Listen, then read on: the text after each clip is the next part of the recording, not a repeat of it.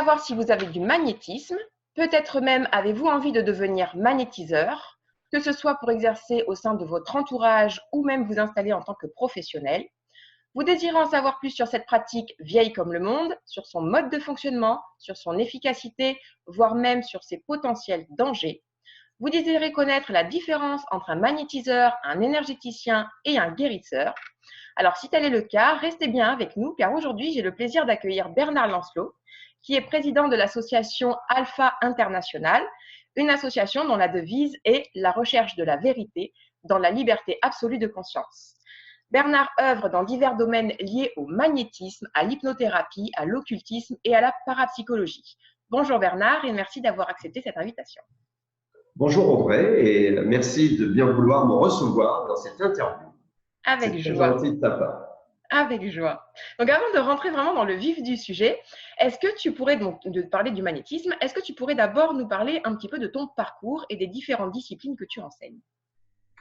Alors, moi, j'ai eu la chance de rencontrer ce monde à l'âge de 20 ans et d'une manière étonnante lors d'un séjour linguistique. Mes parents m'avaient envoyé en Espagne pour me perfectionner en espagnol. Et dans les séjours linguistiques, eh bien, on est reçu dans une famille et on a des cours le matin.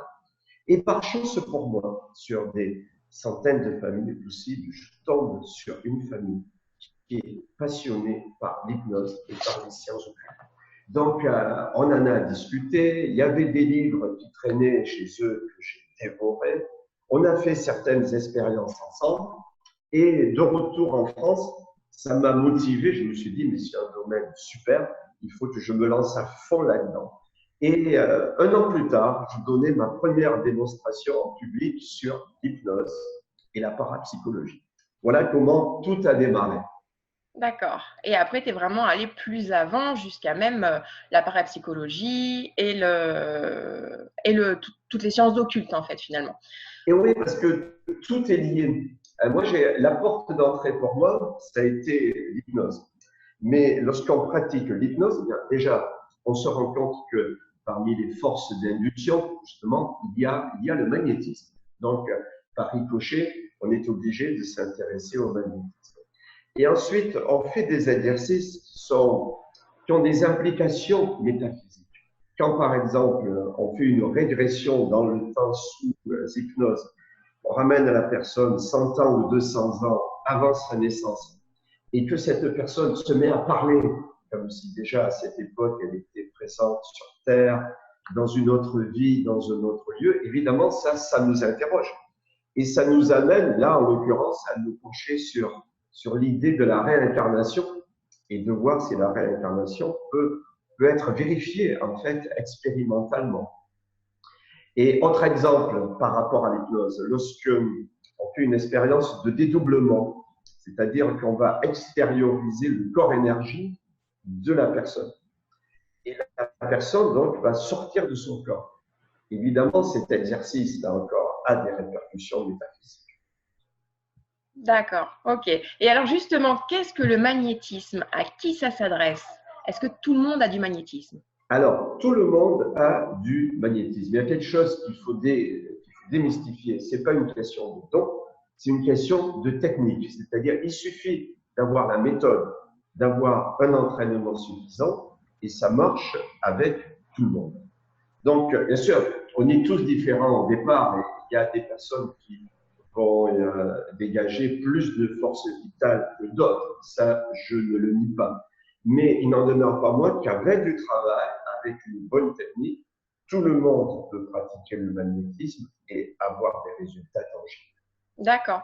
Donc, est-ce que ça exige, pour exercer le magnétisme, que ce soit pour soi-même, son entourage ou même en tant que professionnel, une discipline de vie particulière?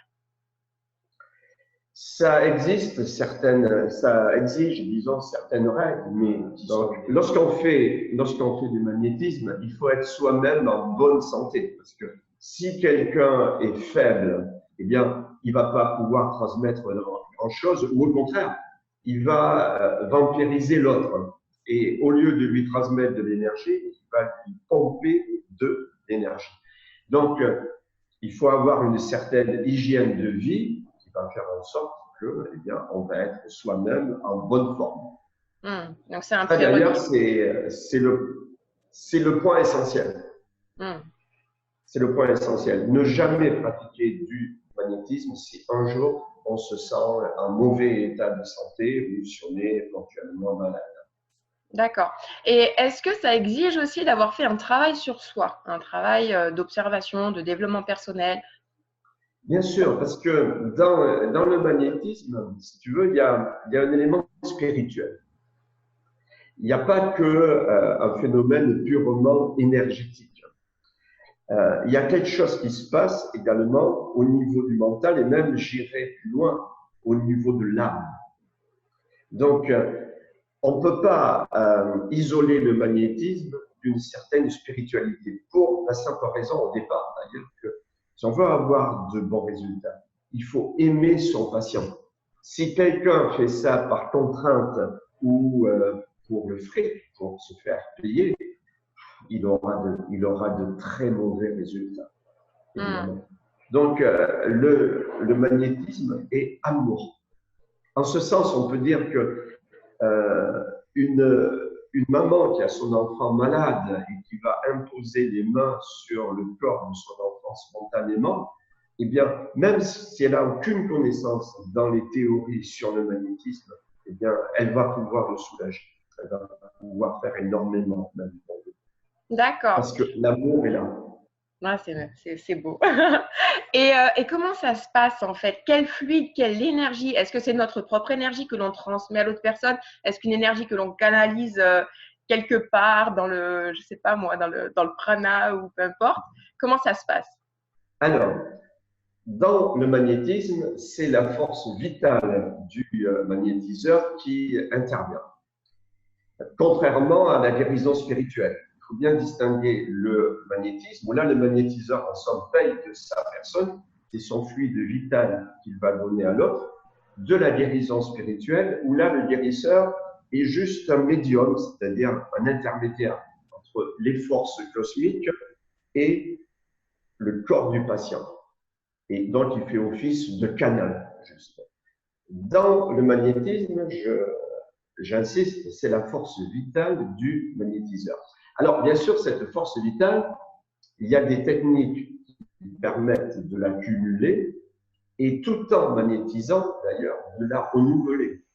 Et ça, c'est très lié à la respiration. Tu as prononcé un mot qui est important, c'est le terme prana. Prana, c'est une énergie qui se trouve partout, notamment dans l'air, et qu'on peut accumuler dans notre corps pendant la respiration. Et moi, toujours, je conseille aux personnes qui font du magnétisme, tout en magnétisant le sujet qu'ils sont en train de traiter, de faire parallèlement des respirations profondes avec rétention du souffle pour bien accumuler à eux le prana. Et donc, d'une part, c'est vrai, ils se déchargent parce qu'ils donnent de leur fluide vital, mais en même temps, grâce à ce type de respiration, ils vont l'accumuler constamment et se recharger. D'accord, ok. Et est-ce que ça peut présenter certains dangers, que ce soit pour la personne qui reçoit que pour la personne qui donne? Alors, il y a certains dangers. Il y a certains dangers. Le danger en numéro un, c'est le magnétiseur non expérimenté qui a aucune connaissance et qui va positionner ses mains n'importe comment. Puisque dans le magnétisme, et ça on l'apprend dans notre formation, il y a un principe fondamental, c'est le principe de polarité. Et donc, selon qu'on met en opposition deux pôles de même signe ou deux pôles de signes différents, on ne va pas du tout avoir les mêmes résultats, les mêmes effets. Et donc, si la personne se trompe de polarité, eh bien, au lieu d'améliorer l'état de santé du sujet, il va au contraire l'aggraver. Ça, c'est la première chose. Deuxième chose, c'est il ne faut pas être un vampire. Tout à l'heure, je le disais, il faut être soi-même en bonne santé. Parce que dans la relation de guérisseur-malade, on espère naïvement qu'il va y avoir un effet qui va partir du guérisseur un effet positif, hein, et qui va atteindre le patient. Mais si la personne n'est pas en bon état de santé, si le guérisseur est faible, eh bien, il peut y avoir une influence dans l'autre sens. C'est-à-dire qu'il va y avoir un transfert d'énergie du sujet traité vers le guérisseur. Et donc là, au lieu d'améliorer l'état de santé de la personne, bien, on va pomper son énergie, donc on va l'affaiblir. Et comme généralement, si la personne est malade, ce sont des énergies négatives, il va y avoir le magnétiseur lui-même qui va ensuite ressentir les mêmes symptômes qu'il avait essayé d'enlever chez l'homme. Et là, on est bien Donc, avancé. Là. il faut faire attention à ça. D'accord. D'où vraiment la nécessité de ne pas se lancer comme ça et de se former. C'est une pratique que l'on apprend. Évidemment. Comme toute discipline, le magnétisme s'apprend. Donc, il y a les lois du magnétisme qu'il faut apprendre. Et ensuite, sur le plan technique, voilà, il faut savoir comment positionner ses mains, comment faire la prise de contact, comment faire les passes de saturation, comment faire les passes circulaires. Ça ne s'invente pas, ça s'apprend. Voilà la méthode que j'utilise, c'est la méthode traditionnelle, telle par exemple qu'elle avait été développée par Paul Clément Jagot, qui est un de mes mentors. Lorsque j'avais commencé, moi, à m'intéresser à l'hypnose et à la parapsychologie, j'avais commencé par lire les ouvrages de Paul Clément Jagot. Ils sont très fiers. Ok, super. Et donc, si vous voulez, on va vous présenter aussi une formation si vous avez envie d'apprendre le magnétisme, que ce soit pour vous-même ou pour les autres, ou même vous installer en tant que professionnel, parce que Bernard est également formateur, vous l'avez compris. Et avant de vous présenter juste cette formation, quelle est la différence entre un énergéticien, un guérisseur et un magnétiseur? Et justement, parce qu'on pense aux guérisseurs des campagnes et tout ça, et on se dit, bah, ils ont appris sur le tas, c'est un don, ça, il n'y a pas besoin de l'apprendre. Donc, est-ce que tu voudrais nous parler peut-être de la différenciation entre ces différents termes? Et est-ce que les guérisseurs d'antan avaient une formation ou est-ce que c'était vraiment un don? Les guérisseurs d'antan pouvaient être héritiers d'une tradition orale, c'est-à-dire qu'ils avaient été instruits généralement par leurs parents, par un de leurs ancêtres, et donc ils avaient réellement des connaissances techniques. Voilà. Maintenant, il faut faire la différence entre guérisseur mystique, énergéticien, comme tu le disais, et magnétiseur. L'énergéticien, par une série de conseils, de prescriptions, il va, grâce à des conseils sur les plantes, sur le mode de vie, agir sur le corps énergie du sujet. Le guérisseur mystique, lui, tout à l'heure j'en avais parlé, il va servir de canal entre l'énergie divine et son sujet. Alors que le magnétiseur, lui, eh bien, il donne de son fluide vital. Un peu comme quelqu'un, par exemple, qui a perdu du sang à cause d'une hémorragie ou d'une opération, eh bien, on va lui faire une transfusion de sang. Eh bien, il faut savoir que toute maladie, quelle que soit sa nature, a pour effet de diminuer la force vitale de l'individu. Et donc, le magnétiseur, lui, va se borner à donner de son fluide vital pour recharger l'autre en énergie vitale. D'accord. Mais pas n'importe comment, bien sûr. Voilà, et nous allons y venir. Donc, si vous voulez, Bernard a créé un programme en ligne pour apprendre le magnétisme, donc un programme qui est très, très, très complet. Je vais vous présenter, je vais vous faire un petit peu le tour du propriétaire. Donc, partager l'écran. Je vais vous montrer à quoi ça ressemble. Donc, normalement, vous devez voir mon écran. Là, vous êtes sur l'espace de formation. Et donc, vous voyez, c'est une formation qui se suit en 8 modules. Donc, que vous recevez directement à votre inscription dans par mail. Et voilà, après, vous avez des identifiants vers votre espace de formation. Donc, vous avez dans le module 1 les bases théoriques du magnétisme, des exercices pour ressentir le magnétisme, et notamment des exercices pour tordre les billets, pour ressentir l'aura, voir l'aura, interpréter les couleurs. les principes de base du magnétisme. Donc, nous en parlions tout à l'heure avec les principes de base, les polarités, les cas pratiques, comment tester la polarité. Module 4, c'est comment saturer le corps en magnétisme. Donc, ça aussi, tu en parlais des différentes techniques, des passes de saturation, des entraînements, différentes façons de procéder. Encore une fois, ça ne s'invente pas. Si vous avez envie de vous lancer dans le magnétisme, vous avez besoin vraiment d'une formation sérieuse sur le sujet. Le module 5, donc des passes appliquées, comment réaliser des passes appliquées circulaires, passes performance, passes pour le dos, des passes de dégagement. Alors, si tu veux nous parler, qu'est-ce qu'une passe de dégagement?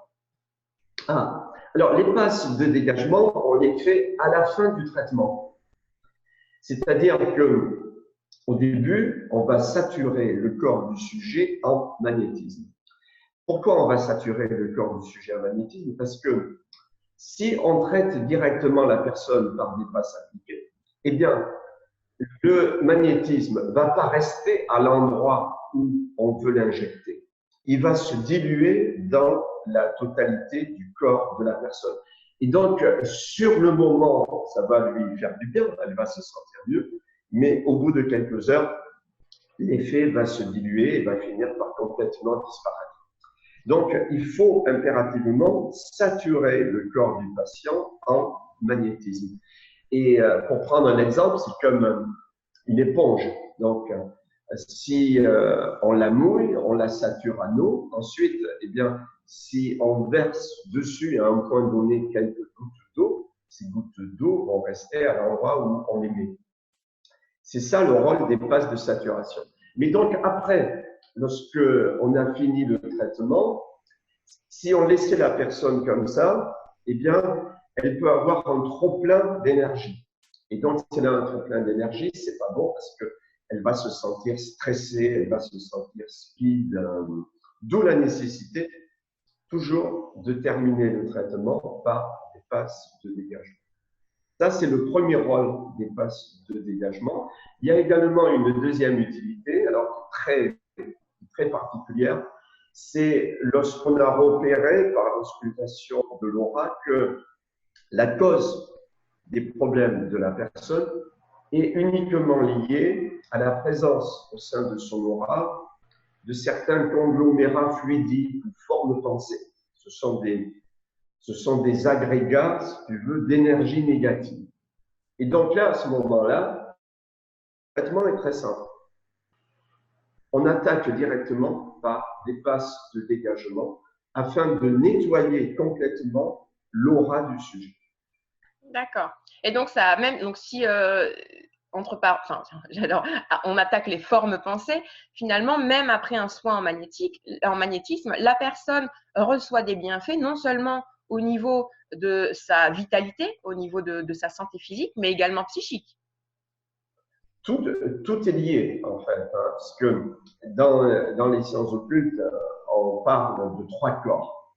Le corps physique, le corps énergétique et le corps psychique, que certains appellent le corps mental.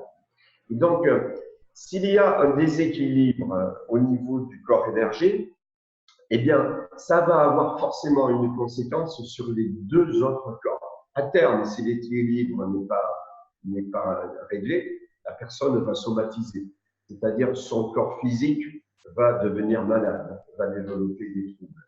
Et également, ça va monter au niveau du corps psychique et la personne va être mal dans sa tête, évidemment. Les trois corps interfèrent. Ouais, interagissent, ouais. Et finalement, pourquoi les personnes consultent?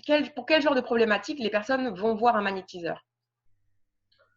Pour régler des problèmes de santé ou des problèmes dans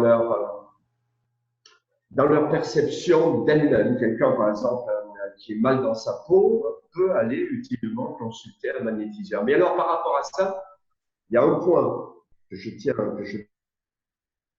règle d'or, que tout magnétiseur sérieux doit respecter. Il ne faut jamais aller à l'encontre du traitement médical. Parce que parfois, il peut être, je dirais, même criminel de demander à la personne d'arrêter son traitement médical. Il ne faut pas que, si tu veux, magnétiseurs et médecins se perçoivent comme étant un conflit d'intérêts. Non, non, au contraire, ils doivent ensemble coopérer dans le seul intérêt de leur patient. Donc, il faut pas être sectaire, évidemment. Il y a certains médicaments prescrits par le médecin, eh bien, qui peuvent aussi concourir à l'amélioration de la santé de l'individu. C'est la vision globale de la médecine. Absolument. Moi aussi, je suis pour ce genre de pratique, la pratique intégrative. Donc, si tu veux, on continue sur les 2 derniers modules. Donc là, c'est les autres techniques. Donc, tu fais des modules sur la parapsychologie et les guérisseurs russes, le gant anesthésique, les gestes à effectuer, création du gant, donc tu pourras nous en parler, retirer le feu. Ça aussi, ça peut être très, très, très utile. Donc, une formation de magnétisme, c'est aussi être coupeur de feu. Auscultation de l'aura et démonstration pratique. Donc, est-ce que tu veux nous parler de qu'est-ce que c'est qu'un gant anesthésique? Alors, le gant anesthésique, généralement, ça se fait avec la main gauche. C'est une technique d'agir dans l'urgence. Lorsqu'on pratique le magnétisme, en fait, il faut faire la prise de contact, les passes de saturation, puis le traitement proprement dit, ça prend du temps. Si on veut faire les choses sérieusement, ça prend du temps.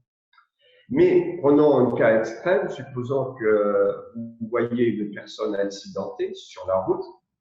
Là, on est obligé d'agir. Et c'est ça l'intérêt du gant anesthésique. Le gant anesthésique, lorsqu'on va l'appliquer, c'est-à-dire lorsqu'on va appliquer notre main, une fois qu'on a activé le gant anesthésique sur la plaie de la personne, ça va avoir pour effet de bloquer instantanément toute douleur. Ça, c'est la première chose. Ensuite, ça va avoir pour effet de stopper l'hémorragie, si hémorragie il y a. Et troisième effet, ça va accélérer le processus de cicatrisation. Donc, c'est une méthode qui est très utile et qui est à réserver donc, pour les actions. D'accord, super. Et enfin, après, tu as d'autres techniques, action sur les ganglions, passe endormant, le coton magnétisé, l'eau magnétisée. Comment se déroule également une consultation? Donc, vraiment pour les personnes qui ont envie de s'installer. Donc, c'est vraiment une formation qui est complète, qui peut vous amener jusqu'au bout de ce que vous avez besoin de savoir si vous désirez élargir vos compétences hors du domaine familial. J'imagine que même le déroulement d'une consultation, même pour les proches, est utile. Même pour les proches, ce sont les mêmes principes. D'accord. Et après, donc développer les pouvoirs intérieurs. Donc, de quel pouvoir tu parles? Alors, ça, c'est pour les personnes qui, suite à cette formation, sont intéressées par la parapsychologie et par les pouvoirs psychiques de l'être humain. Il faut savoir que cette énergie qui circule dans notre corps, qu'on utilise dans le magnétisme, utilise certains centres de force en nous que les orientaux appellent les chakras, ou centres psychiques. Et on décrit, en fait, dans notre corps, 7 chakras principaux qui correspondent, sur le plan anatomique, soit à des glandes endocrines, soit à des plexus nerveux. Et chacun de ces chakras correspond d'une part à une qualité spirituelle qu'il est possible de développer, et également à un pouvoir psychique, ou plutôt, je dirais, une faculté psychique. Le terme pouvoir, ça peut être un peu ambigu.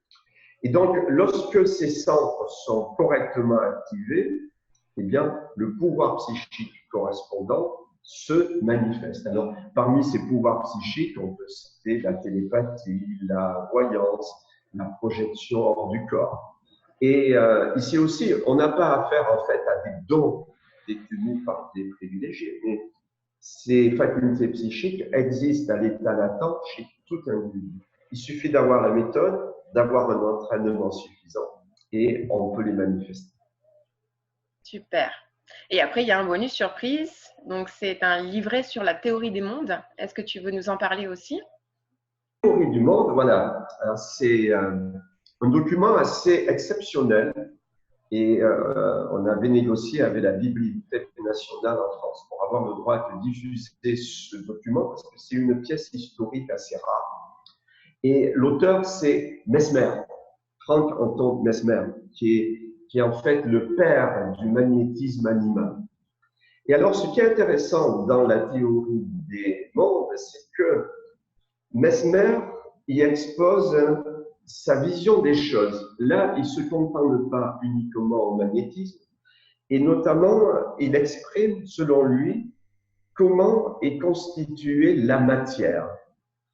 Et ce qui est étonnant, c'est que lorsqu'on voit la vision de Mesmer, telle qu'il la développe dans la théorie du monde, eh bien, ça rejoint tout à fait ce que nous apprend à l'heure actuelle la physique quantique.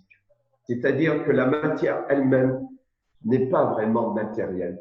C'est de l'énergie emprisonnée. Merci beaucoup. Eh bien, écoute, super. Merci pour tous ces enseignements.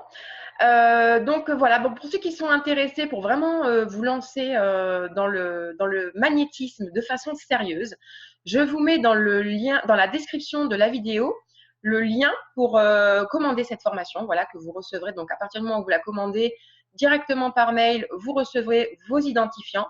Donc l'avantage des programmes en ligne, c'est que vous pouvez y revenir autant de fois que nécessaire. Voilà, vous avez un accès à vie. Donc, vous pouvez aller à votre rythme. C'est une formation qui est présentée avec différents formats. Donc, vous avez des formats audio, vidéo, également des documents à télécharger. Et voilà. Et après, libre à vous d'aller à votre rythme et puis de vous lancer dans ce monde fabuleux du magnétisme.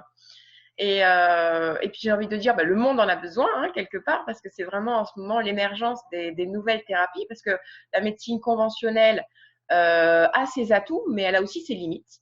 Et voilà, nous sommes à l'aube d'un monde où l'on voit vraiment les possibilités de tout ce qui est les techniques alternatives, entre guillemets, qui sont alternatives, mais qui sont surtout complémentaires.